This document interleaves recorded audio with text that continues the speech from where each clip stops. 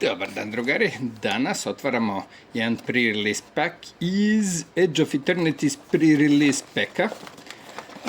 Ne otvaramo ostatak boostera, ali malo nam se rasparla kutija, ali to što nas briga. Tu imamo, znači, kockicu, divider, ono što nas interesuje i još 6 boostera. Ono što danas otvaramo jeste From Edge of Eternity's pre-release promo pack. U njemu po pravilu može da se dobije rare ili mythic iz ove edicije i uvijek je foilovan i još ima i timestamp. Možemo dobiti razne stvari, nadamo se zemljicama i šta smo dobili?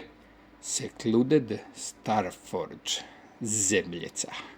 Kao što i treba, zemlje su uvijek bile najbolja stvar u Magicu. Ćao, drugari.